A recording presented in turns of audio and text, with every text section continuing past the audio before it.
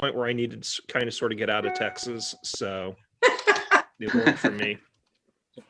And Aaron, I just got you. So if you guys see this weird, like all of a sudden someone is liking you, it's me. Or following you, it's me. She's stalking us. Stalking you. I was trying not to use the word. I've got a stalker! Whatever. Achievement unlocked. LC Valentine, I got you. All Oh, right. you found me. Found you.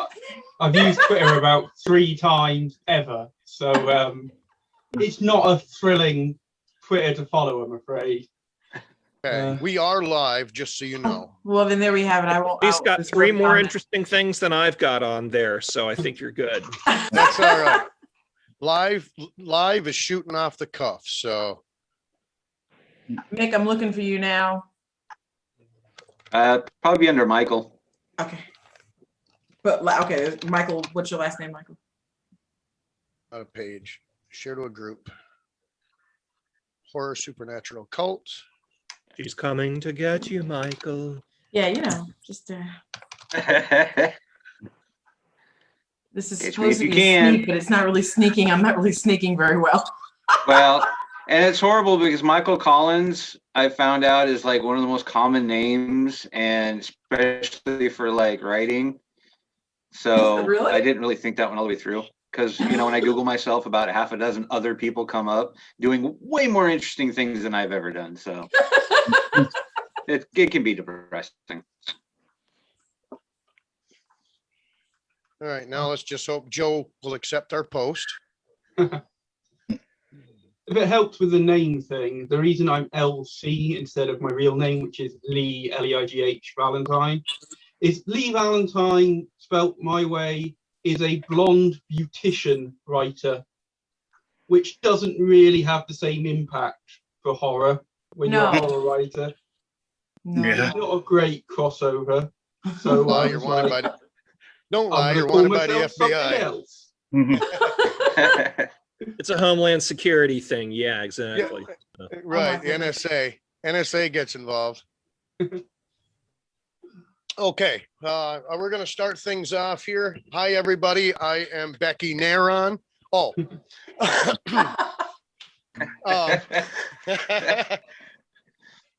Everybody, I'm Richard White. I'm the CEO and operator of LitCon, and I had to step in for Becky this evening for the horror genre panel. Why horror authors write horror?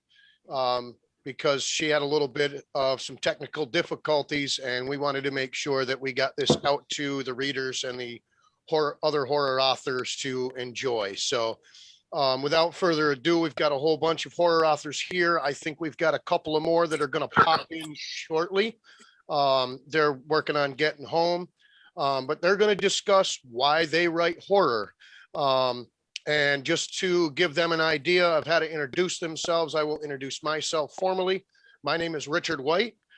You can find me on social media at author Richard White or at R White Author. You can find me on Twitter at R White Author, and you can find me on the website on my blog at authorrichardwhite.com. And take it away. We'll go with Lee LC Valentine first down, and I guess in order, in a circle, and just introduce yourself, who you are, what you write, and what genre you're in. Hi, so yeah, I'm LC Valentine, or Lee for ease. I write a sort of pastiche slasher horror. So I write a series called The Last Girl Standing, and it's about final girls teaming up to fight horror monsters together. And it's sort of a pastiche of a lot of the 80s slasher movies and full of references to those. You can find me on Facebook at LC Valentine. You can find me on Twitter as I think I'm LC Valentine 1, although I'll be honest, I don't really use Twitter very much. I'm part of a group of horror publishers called horror writers called Terror Tract. So if you Google Terror Tract Publishing, you can find our website, and we're all on there. And if you want something completely different, I am on Instagram, but it's me in strange costumes, usually horror ones, doing funny things, because I'm also a cosplayer. So I'm on Instagram as Other Half Cosplay, and you can find me doing things like fighting that puppet over there. Nice.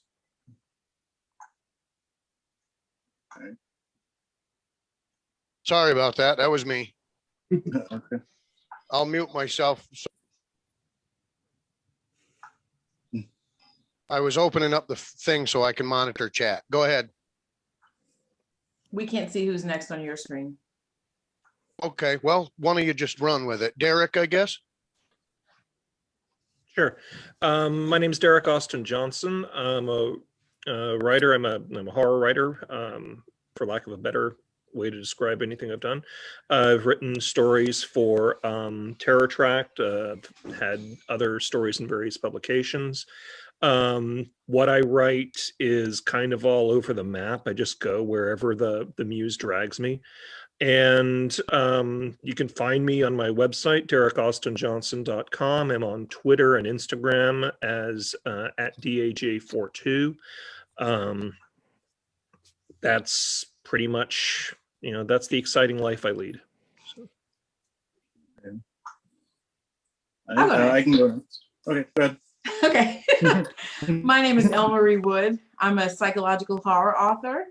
I can be found at elmariewood.com or on Facebook at Elmarie Wood. Elmarie Wood. Yeah. And then on Twitter at ElmarieWood1. Right.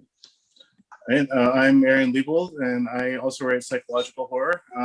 I can be found, I just have my Facebook, I have my author page, which is Aaron Lebold Blogs, I think. And Instagram is Aaron Lebold Author. Also a writer with Terror Tract, and have some short stories out in a bunch of different anthologies, and pretty much always horror or something horror based. So yeah, that's about me.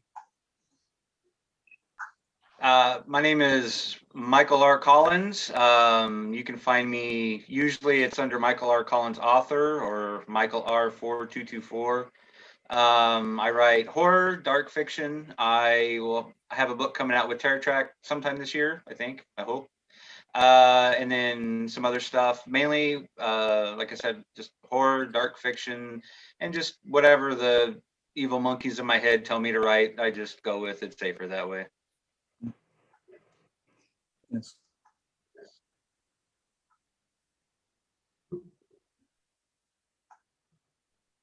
Is that everybody? I think so. Yeah, I believe so. Sorry I think about that. All right. Well, what we're going to do is talk to the audience and share a little bit about why you guys write horror, and you guys can just go back and forth on some conversation about writing horror, what you guys do. If you have any questions for each other based on, different writing styles or different subgenres or something, go ahead and, banter back and forth. This is your hour to go do your thing, and I'll be here if you need me. Sounds good. I will say it's nice to meet another psychological horror author. It's usually just me. Yeah. Yeah, that's kind of my main interest. I mean, I guess I can start. I never really intended to specifically write horror, just like I've always loved horror ever since I was a kid, but I feel like there's a lot about it that's kind of already been done. And I love the dark element of it, and like the part that makes you think, and the part that like kind of messes with your mind. So when I wrote my first kind of book, I was like, it's closest to horror than anything else. So I mean, it wasn't until I kind of figured like psychological horror, that's a good way to put it. It's a good way to like kind of describe what it is that I aim to do. So it's like all my books have people dying in them, so that alone kind of puts it in horror. And then I don't know, it just kind of, I feel like it gives you more freedom. Like if you were to put yourself in a different genre and you started killing people off brutally, people might get offended by it. So it's like, if it's horror, then nobody can complain. So I don't know, if you read my work, people die. It's kind of part of the way it goes. So yeah, I don't know, that's kind of where I started out. My first book actually was all about addiction and stuff. It wasn't horror at all, but it still had that kind of psychological element to it, because I was an addictions counselor before I started writing books full time. So, well, I'm not really writing full time, but taking it more seriously. And so I think the first book probably a lot of us wrote was write about what you know. So that's what I wrote first. And then my first horror book was actually kind of going to be a sequel to that. And I just wanted to make it as messed up as possible. And then I ended up making it a standalone book. That book's called Genocide, which I recently just redid and feel a lot better about it since it's been redone. But I mean, it's kind of like a tale of like a kid who goes through a really rough upbringing all the way up to his teens and then kind of snaps and takes revenge on all the people that did it. So it's like a bit of a like typical sort of revenge story, but I feel like the plot elements and the way that it flows is more interesting. So I've actually read that one. I really enjoyed that one. Yeah, well, thank you. Yeah, you sent me a copy of it, I think, a while ago when I read it. But yeah, it was really good. Yeah, that one. I think the one I sent you was before I redid it. But I remember that because I read yours too, and I really liked yours too. Yeah. Yeah, so that's kind of what got me into horror, though. That's where it was. I kind of fell into it just because it's, I think, naturally where I go. So yeah, for me anyway. Yeah, I find that I write dark, and I always have, but I shouldn't say I don't do gore, but gore is not my focus. What's going on in the mind is more my focus. So I considered, when you're labeling yourself in the beginning, right, you have to try and figure out how you're going to market yourself. And I had thought, all right, well, maybe suspense, maybe thriller, because psychological horror can straddle those lines as well. But in the end, there's still a supernatural element to most of my work. And then there's, every now and then there's a little gore. And yeah, like you said, Aaron, people die in my books as well. So,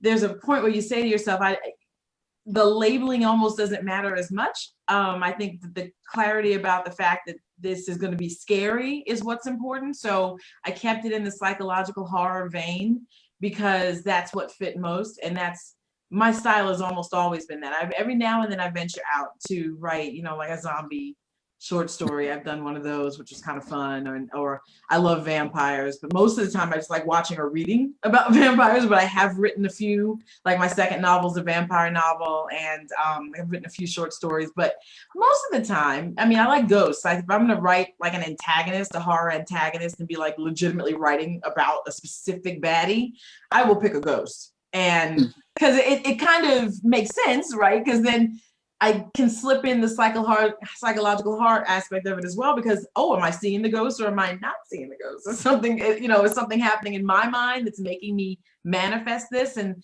before you know it, I'm right back into what I write anyway. So I think that I'm always sort of looping around, which I feel means that that's my organic voice. So I kind of don't fight it at all. I just go with it.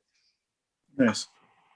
So when you think of like psychological horror, do you think of like, as the reader's reading it, they're feeling like they're going crazy, like you don't know what's reality and what's not? That's kind of sort of part of my focus too, where it's like where you're trying to create that feeling of like, what? You know what I mean? Yeah, almost when you have like that, what's that called, the fourth wall? What's it called in theater when you have like is it the fourth wall? Yeah. So almost like the actors are acting and we're watching it, and then one of the actors turns around and says, "Wait, did you see that?" Kind of like, so that my reader's kind of always on edge, thinking they know what's going on, but then they don't really know if they know what's going on. If they misconstrued everything they thought they saw, and totally didn't apply their knowledge of life properly to whatever they're seeing. And I like it when a reader walks away and is still thinking about it, still wondering what this one little piece of innuendo meant, or all the different meanings that could have been applied. And there's this undercurrent, and that's what I find as a reader. Like I was a big Ira Levin fan back in the day. Like, I just some of Stephen King's works are similar to that, but Ira Levin really, and Shirley Jackson as well, if you think about it. There's this what in the world is actually happening moment that you have.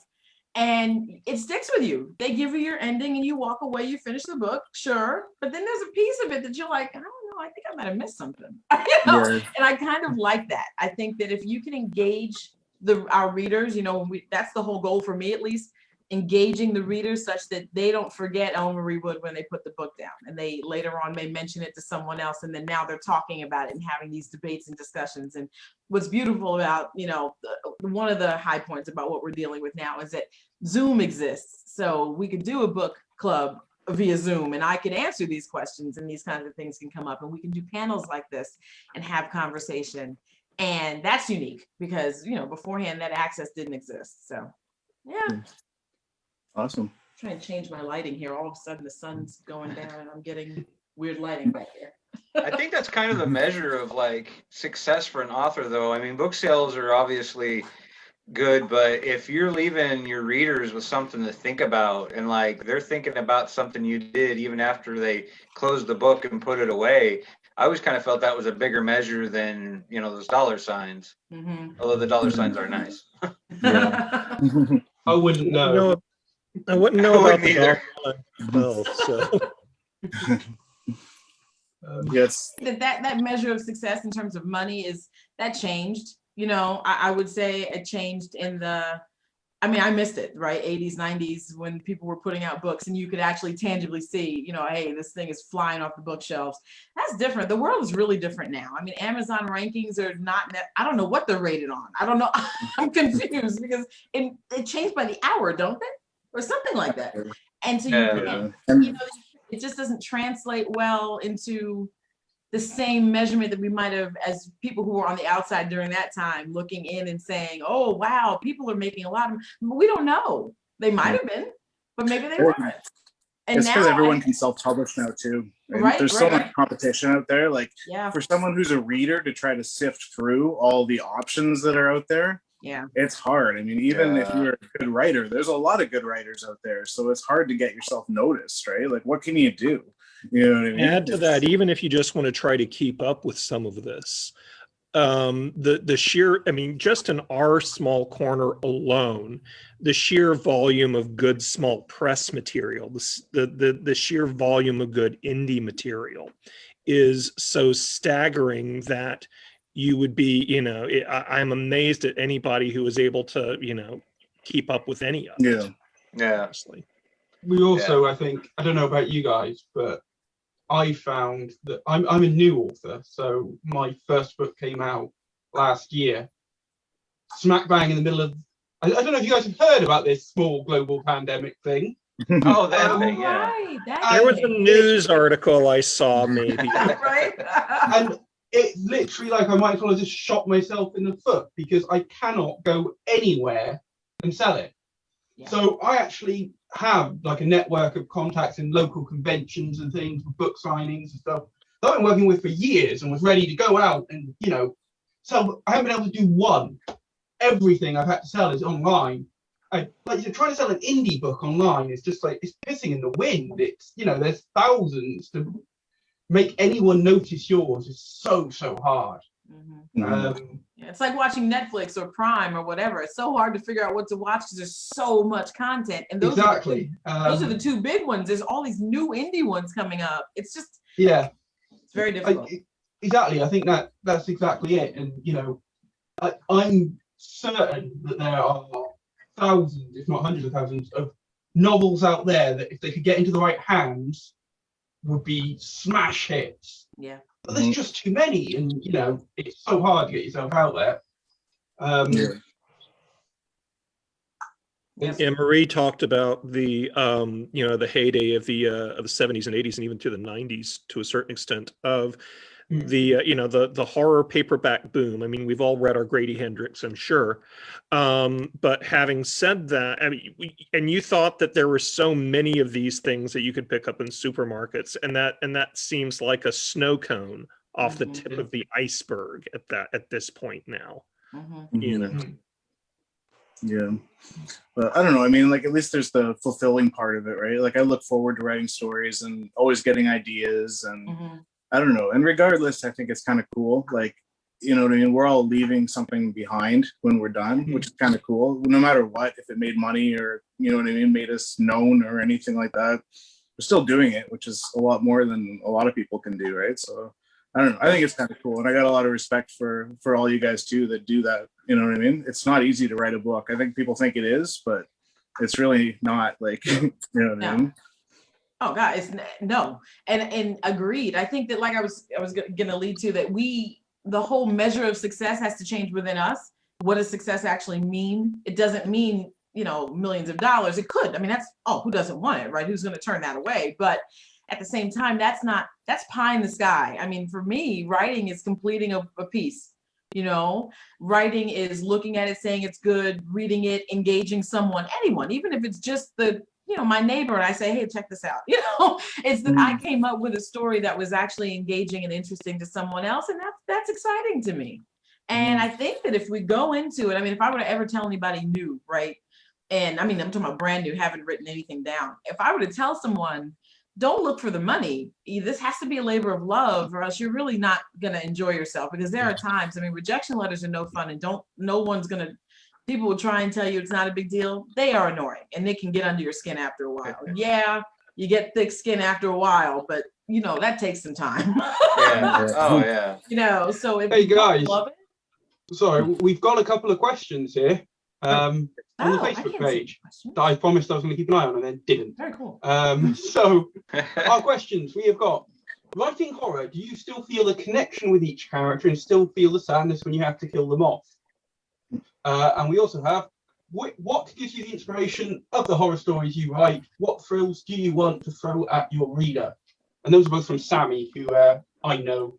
So he said hi. Hi, Sammy. Hi, Sammy. Hi, Sammy. Yeah. What do you guys think? I don't ever feel sadness about killing my. I mean, they were there. I knew I was going to kill them before I gave them a name. So when it's their time, that's it. There's the Facebook meme that shows Jason, hockey mask, machete at his side. He's sitting in front of the card table, and there's a sign that reads, "Those teenagers deserved it. Changed my mind." Yeah, kind of. I mean, yeah, I mean, it's always a challenge because I don't like seeing people in pain. I don't like seeing people suffering. And yet, what am I going to do? I am going to put them through the worst period they can possibly imagine. That's hard for me. But if you're writing this stuff, that sort of goes with the territory. Yeah. I tend to kill off the ones that I don't mind dying, and then when it comes to the ones that I really like, I have to process and really prepare myself to do it, because and I think going back to that point where writing is, it can be a challenge, and it is, because we're kind of putting ourselves through these paces before we subject our readers to it. And so I don't always enjoy killing off my people, but sometimes they just gotta go. I found something about me. I'm not really sure. I approached it from quite a unique perspective, because the reason I wrote what I wrote, and it was horror. I mean, I absolutely love horror. It's my favorite genre. But I wrote it as horror because I wanted to focus on kick-ass protagonists. So actually what inspired me was reading articles about feminist literature and making female characters have their own motivations, their own strengths, go through their own journeys and all this. And I read it and I thought, you know what, that actually applies to most slasher movies. If you take out the sex and the skimpiness, it is usually the story about a girl who goes from zero to hero and kills or defeats some kind of horrendous monster. And that inspired me to take that angle and write a story where the idea is all these girls have had adventures off screen, before you start the book. They've all been through a stereotypical horror movie and they come together to work together. So I was in a position where I wasn't going in to kill people off because it was about strength and it was about sort of power. But that said, I did still have to kill characters, because you can't do a horror story and nobody dies, because that's not scary. It's not threatening. That actually brings up an interesting something that happened to me similarly. I'm one of the outliers with regards to horror fiction, in that I did not enjoy it or read it at all when I was a kid. I liked monsters. I liked the Universal and Hammer monsters, because number one, they were fantasy characters, and there was something very tragic about them. I'm probably older than everybody here combined, and but that means that when I was growing up, if you were mentioning horror, you were meaning slashers. You had Jason, you had Freddy, you had, and all of their imitators. It really wasn't until I was in college and a book called Men, Women, and Chainsaws was published, which is actually the first real critical study of the slasher picture that I actually realized there may be more to, to this than, just the sex and blood and death and all the other fun stuff. So Yeah. I mean, I'm not convinced that with a lot of the original slashers, it was intentional. I Right. think it was that they just wanted to put sexy girls in it, and therefore, by definition, they had to survive till the end.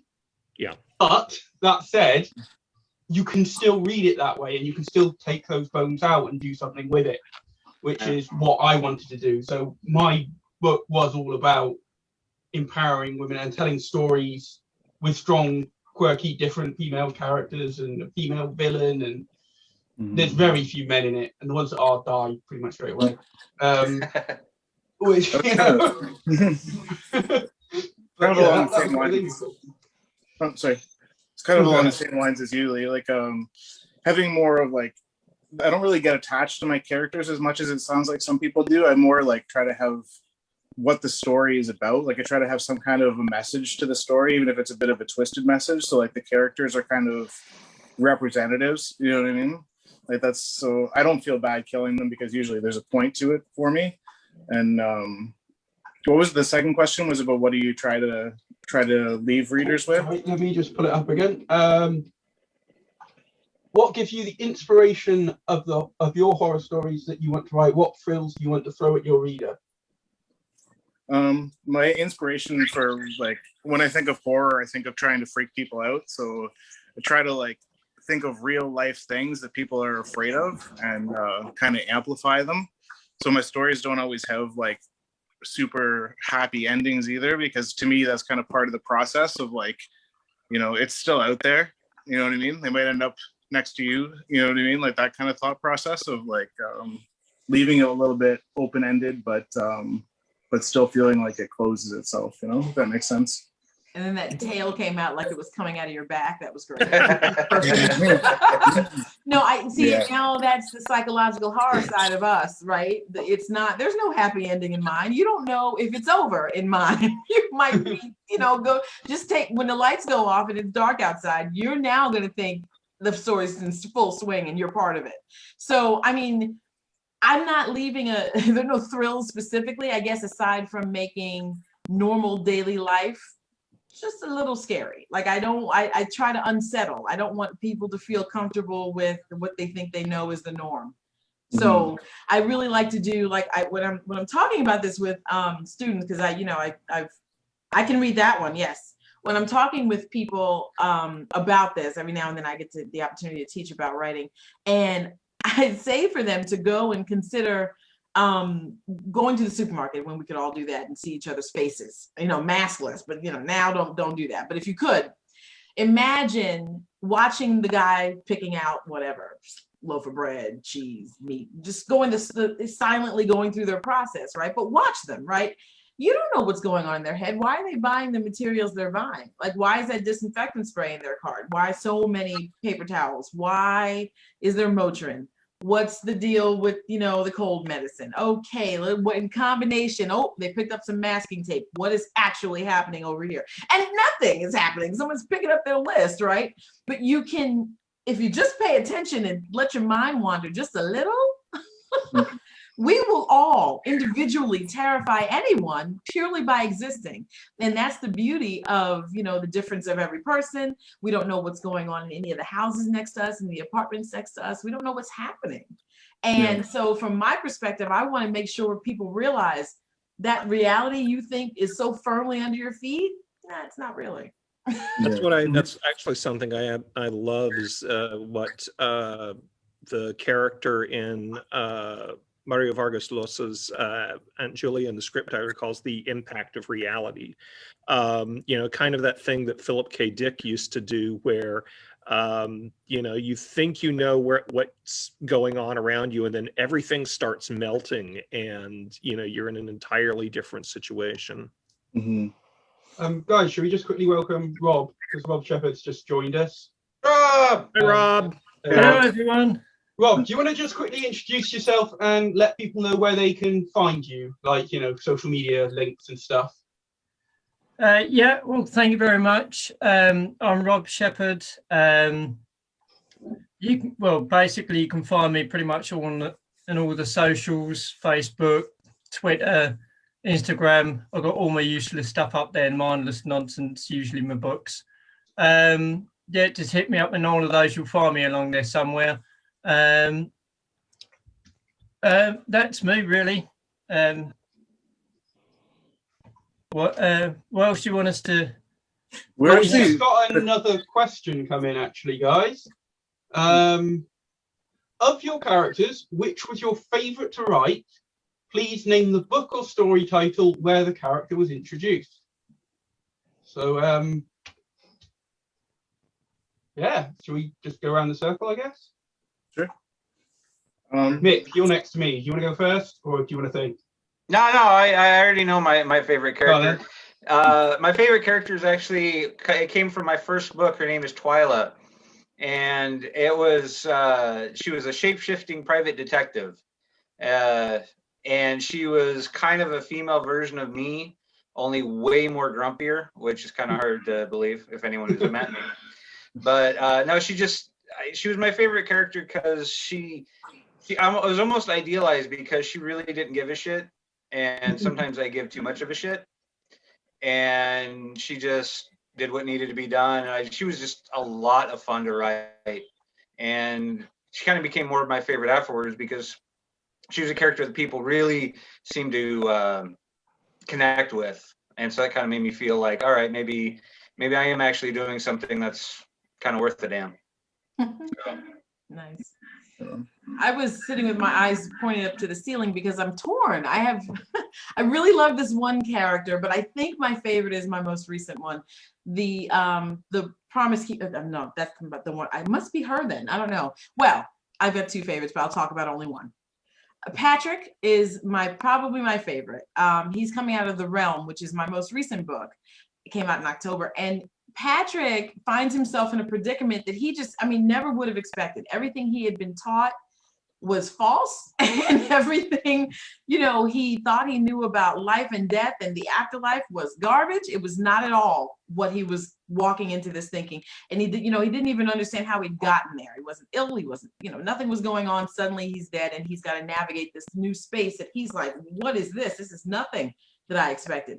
His responses are me to a T. Like, even from the moment where he's like, what the is going on around here, right? Basically, totally. I loved it because I just kind of let myself respond in the way that I would respond. And I think I might really connect with him. He was a lot of fun to write. I've got a few books that I haven't published yet, so it's hard picking out of the two books I have published. I have a bit character who's actually also named Patrick, and it's while the pandemic is starting, and he's one of these guys that just yells at people he's just really angry and my main character thinks that he's working for the government and follows him home and takes care of him, goes into his house and stuff. So I think I like him just because it's like, I don't know, it's just kind of a funny character. He actually works for Home Depot, and the character thinks he works for the FBI or something. So I don't know. I think I just like him because of what he represents, and I don't know, the fact that he gets slaughtered, I guess. It's hard for me to say. I'll go with a character named Cassandra Wolf in a story I wrote in a terror tract called Insane Pies. It is about, and the woman in there is basically, she's basically a worker. She's a cubicle drone who ultimately finds her own inner strength in dealing with, bosses and some rather nasty ex-boyfriends. She is based in part on somebody I actually used to work with. And that I think, if anybody, that's probably the key one I would recommend. So. Cool. Mick or Lee, Rob, I think Rob's next. Go on, Rob. You go next. It's a bit of a toss-up for me. I've got a few that I like, that are really sort of embed themselves in me. The first one probably is the book that I enjoyed writing the most, which was Friends Like Us. The main character doesn't essentially survive the whole book, but sort of comes back. The character's Oliver. And Oliver's kind of like a tortured soul from the beginning, and a bit of a loner. Holds himself up, but he's been through such a traumatic period from his teenage years, with I don't want to say too much about the story, but it deals with the loss in the family and starting to become estranged from the family. And he's an interesting character because he appreciates things, but doesn't see a lot of things that he should appreciate, especially those around him. And he's just he's one of those characters that he's comes to start to realize what he wants, and but it sort of comes too late, so he throws himself into the whole situation way too readily. Ends up paying a price for it, but it's not essentially the price that he pays that's the most important. It is the price that he ends up causing the friends around him to pay through his willingness to join in with the group of friends that he's with. He's probably the most favorite because that was kind of the book that's closest to my heart. I know Terror Tracks are going to be republishing it or reissuing, whatever, re-releasing it in the not too distant future. So it'll be nice to see that come back again and see what others, if it keeps on with the connecting with people. In terms of the other ones, most people might know Alex Bond from Semi-Animus. He's an interesting character. And then I've got one in the works that will take some time, but Susie, I like her because what I can say is she is an out and out psychopath. So it's fun writing. It was fun writing the first draft. I've got to go and rework it, but she's totally completely off the boil. She's not on the same plane as everybody else, and she's just got absolutely no limits to what if she wants something, she's going to do it. And that's kind of, I like that because there are some limits that I have, and she just sees those limits and says, well, bollocks to that. I'm way down the train track for you, son. So I think for me, I've got two that are very opposed because they live in like both separate places in my brain. They're both from Last Girl Standing, which is look, actually got a copy on display for once. And so one, and check this out, I have got these that I got someone to make for my little table at conventions, and then didn't happen. So this is one of them. This is Nina, who is at the start of the book. She is the leader of the Last Girl Standing, and she is sort of this sarcastic British chain-smoking badass. She's missing an eye. She's a bit like John Constantine and Laurie Strode rolled into one. So she's sort of got that backstory with that sort of attitude. And she's really fun to write because she's sarcastic. You get to say all the stuff that, you never say in real life. She says it. And she knows all the horror cliches. So, you really get to play up that, and I have a lot of fun with that. But interestingly, the other character that I love to write is the character that I dreaded writing and very nearly didn't put in. And she's called Susie as well. And get ready for this. You're going to see the difference in this. This is Susie. And she came about because at one point I was walking in the town here, and I saw someone dressed like that walking with a group of completely ordinary dressed people. Huge pink dress, pink hair, and all stuff. And I thought, what's going on there? And when I came to write this story and I was coming up with these different characters to be the last girl standing, I realized I sort of had a lot of stereotypical badasses. And I wanted someone where your reaction was, how the hell did she get in the group? So I came up with this girl, and she was this. I had to research loads of kawaii Japanese culture because she's Japanese and into all that sort of anime stuff, which I'm not interested in at all. So I did loads of research on that. But because she became like the super sweet, really cheerful, upbeat one, she was actually really fun to write in these horror situations because she was still legitimately a badass. So when things got dangerous, the main character was like, holy shit, she can handle herself. Didn't see that coming, and she was really fun. And I just had loads of fun writing her, which I didn't expect at all. Because as soon as I planned her, I was like, I'm going to hate this character. This is everything I hate. Turns out I was wrong. So yeah. I liked your bad guy too in yours, Lee. Oh, thank you. Is that? Did you read? Which one did you read? Did you read the novel or the prequel? I don't know which one, because I've got a prequel as well, which was that. Yeah, I didn't read that. I read the second one, the one with cool. Susie and with the bad guy. The bad guy. Because it sounded like a little over the top, but then like as you read the book, it's like it's supposed to be that way. So it kind of had that like ironic sort of element to it that made it really work. So I don't know. I liked your bad guy personally. Thank you. Yeah, I found I listened to you guys talking about psychological horror, and I feel like a bit of a fraud because for me it was all very pastiche of slasher. Like it's intentionally that way, but I am playing up the tropes, and mine is very, stereotypical. And the villain is, without giving too much away, a huge slasher movie fan. So they've based everything about what they do off famous slasher movies. And they're trying to make themselves immortal by becoming the most memorable slasher of all time. Because slashers always get sequels. That's their plan.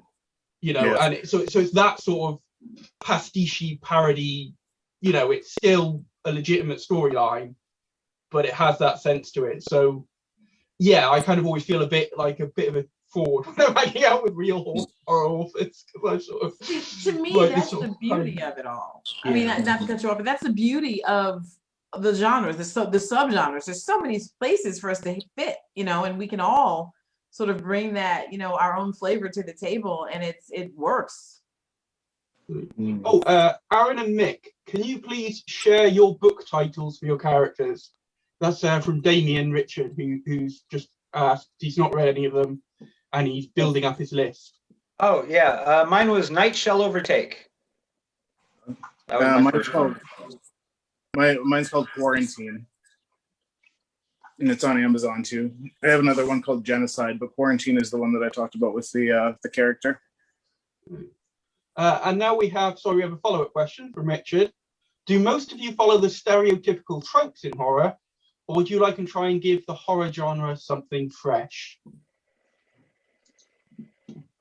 I personally, I kind of already talked about, I like the more psychological aspect of it. I think the best way to describe that is when I was a kid, I always liked Freddy better than Jason. And I think that's because Freddy was hilarious and he was more creative and more there was an element about him that was more, I don't know, just sly, I guess. He was just he was funny. So I could try to incorporate that and a little bit of humor. So dark humor kind of, I guess, or inappropriately timed humor to most, but it fits at the time. This is what I think of that. I love Voorhees too, but I prefer Freddy. I got it. I actually prefer Michael if I had to pick out of all of them, but I do like Jason. Of the slashers, I'm probably I like Michael more, but I agree with you, Aaron. See, the psychological horror thing is totally flowing because I agree. It's not, the trope stuff I leave to the people who write the slashers and the monsters and the, Draculas and the Frankenstein. I don't know. I don't need that. Are you losing your mind or not? If that's, if we want to apply a trope to that, okay, then I'm following one. But otherwise, no, I really don't. I just write. If my goal is to just unsettle, then I try to do it in a way that has not been seen before. So I guess my answer to that is no. I very much use the tropes, but in a different way. So again, so I'm talking about this sort of pastiche and parody. The characters are aware of the tropes, particularly the main character, Ellie, who is a huge horror movie fan. So they actually almost weaponize the tropes at times because they can predict what will happen by following certain tropes.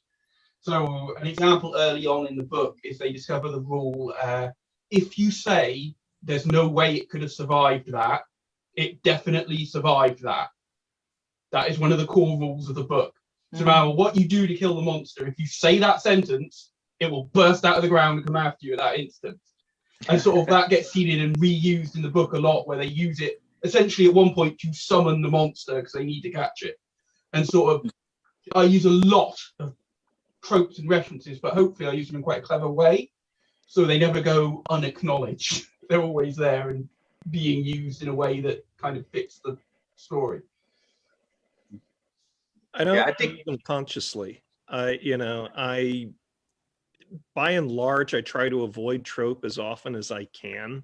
But I do wind up stumbling on them just because, whatever I'm writing, that's the most honest way I'm going to be able to tell the story I'm trying to tell. One of the first stories where I actually felt like I kind of sort of knew what I was doing was supposed to be an alien invasion sort of thing that I couldn't make work. I turned it into, I turned the central theme into a zombie, and everything sort of fell into place. Having said that, I never wanted to do this sort of George Romero, everybody gets torn to shreds and turned into Blue Plate Special. What it did was it caused me to really have to think through, why am I writing it this way? What is the purpose? What is the, I don't want to use words like theme or any of this, but why am I doing this in the first place? If I can't answer that, then I'd rather not do it. I think that's kind of the big question too. It's like when you talk about tropes and stereotypes, how much of it really is just kind of theme, because your readers, they kind of expect something familiar, and sometimes you inadvertently go back and realize, oh crap, I just wrote a trope. But if you can go back and do it in a fresh sort of way, and like it's kind of famously been said, there's nothing new being written, it's just how our interpretation of it. I mean, whether that's true or not, I think it's a matter of making things as fresh as we can. Like, I try not to do like, okay, I've read this a million times, I don't want to do it again. And then like to go back, crap, I just wrote it again. But well, fine, I'll do it my way. And if it hits, it hits, but I'm having fun to do it, which is generally my writing. I'm having fun doing it. And if someone responds to it, awesome. If not, well, I had fun along the way. And then kind of go from there. So I try and do it as fresh as possible, but if I can utilize a good tasty trope, then so be it. I think I had a really interesting experience actually writing tropes, which was after that novel came out, I did a little prequel, a short novella prequel. But it was, because the backstory of the main character in that was supposed to be, we recognize this immediately, we know everything that happened. So the backstory was she was a camp counselor at a summer camp where a slasher got drowned and came back to kill him. So it's blatantly Friday the 13th. So when I wrote this, I basically had to write my own Friday the 13th movie. It was like, this is the backstory. How on earth do you write Friday the 13th and not make it tropey and make it interesting and have something to say? And that was really interesting because it was much harder than I expected to take something that stereotypical and try and make it worth reading. It was also a lot of fun because, I was writing in the style of movies that I loved. After spending a whole book deconstructing them and doing something unique, it was like, now I'm just going to write a straight, cheesy slasher. This is going to be interesting. But it's very, very hard when you write in well-trodden ground to avoid tropes or to make them interesting. And my trick in both novels is that the main character is a horror movie fanatic, which lets them call out the tropes and recognize them and speak about them. And it's sort of like that breaking the fourth wall in a completely different way from how we were talking earlier, but in a way that if the character recognizes them, you can sort of get away with them a bit more. A bit like Scream. How Scream, you get away with stuff because the characters know about it. Yeah. That's actually been one of the things I found incredibly refreshing about horror in particular is that the thing that drives me crazy about thrillers is that every character in a thriller acts as if they have never picked one up. They are jetting from point A to point B. Nobody's ever picked up a John Grisham thriller. Nobody's ever picked up anything by Tom Clancy. Whereas horror characters seem to be very well versed in, it's like you said, it's when you start walking away from the monster that it springs up and tries to attack you one more time, or everybody knows the basic rules of vampires or werewolves or what have you. That self-reference can be somewhat harmful because the characters almost become the very hipsters I tend to love to hate. Yes, I am one of those people, so there's a lot of self-loathing going on with me. Having said that, the flip side of that is that they at least, the freedom in that is that you're now able to sort of go, okay, so how am I going to make this more interesting than it was in the last 50 books I read or the last 50 movies I've seen.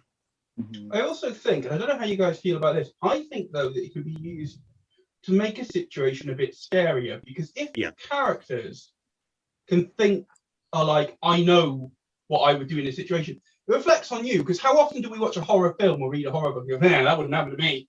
I wouldn't go into that abandoned room. I'd turn the light on. I wouldn't just use the thought. But when a character is thinking of all the stuff that you would think of and still gets killed or hurt or chased or almost more, it makes it scarier to me, because I'm like, if I was in that situation, I would be as screwed as you are in that situation. Well, I think that goes back to when you add a piece of yourself into your characters, or a piece of your own daily life into your scenery and atmosphere within your piece, that realism comes through. And I think the reader can find themselves in your work, and if they can, it's a little scary, because if if they find themselves in a drama, that's great, or a romance, that's even better. These are fine. But if you find yourself in a horror story, reacting and feeling and seeing things that are familiar to you, and they can't get out, that's a little terrifying, I think, and that's what makes stuff resonate. Yeah, I try to kind of. Oh, sorry. I kind of try to write with grounded in reality a little bit, so like. And in reality, too, that's probably how things really are. We all know the tropes of a horror movie. So, like, if I'm sitting with my wife in the dark, you know what I mean? Usually when I leave the room, I'll usually say, I'll be right back. Like that, like, it's just, Sorry, go ahead. Right, guys, I think we're asking to wrap up now. So, Richard is asking if we can just go around one more time, saying our name, website, social media channels, and where to find our books. So I might as well go first because I'm still talking. So I'm LC Valentine. You can find me on Facebook.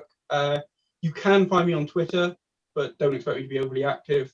Or you can find me on Terror Traps website. If you Google Terror Trap Publishing, I'm on there. You can find my books on Amazon.com or .co.uk, Kindle and paperback. I'm Elmarie Wood, and you can find me at elmariewood.com, or on Facebook at Elmarie Wood, or on Twitter at ElmarieWood1. I'm Aaron Lebold. My books are Genocide and Quarantine, which are both on Amazon. I have an author page, Aaron Lebold Blogs, and a Facebook page, and Instagram and Twitter, but I don't have a webpage. I'm Michael R. Collins. You can find me on Facebook, and my website's michaelrcollins.wordpress.com. And I have a Twitter, which is, I think, just as neglected as everybody else's. I'm Derek Austin Johnson. I'm at derecaustinjohnson.com. I'm at Twitter and Instagram at DAJ42, and I'm on Facebook as well. Just look up Derek Austin Johnson. Yeah, that's me. I'm Rob Shepherd. You find me on Facebook. Got a page on it at official Rob Shepherd. Same on Twitter, official Rob Shepherd. And you again find it on Instagram. You'll find me on Amazon. Just don't. There is another Rob Shepherd when you look at books on Amazon. Which is all about religion and stuff. So I wouldn't, mistake that with me. because if you do, you'll suddenly get a shock when you read my books and go, just a little bit. I'll chime in there, Rob, because I'm the one that loaded, myself and my wife are the one that loaded your books on our website, and you almost got loaded with a Christian book, and I went, nah, he's horrible. I can't. Yeah, definitely not me. Definitely not Guys, me. should we say a big thank you to Richard as well for bringing us together Yes. and organising all Yes, this? definitely. Thank you, Richard. Thank you, Richard. Thanks, Richard. And thank you to everyone who asked a question. Damien, Sammy, and Richard. Thanks for asking. Yeah, thank you. Absolutely. Thank you, everyone. I myself am Richard White, sitting in for Becky Naron. I think that's how you say her name. I never did get the pronunciation right.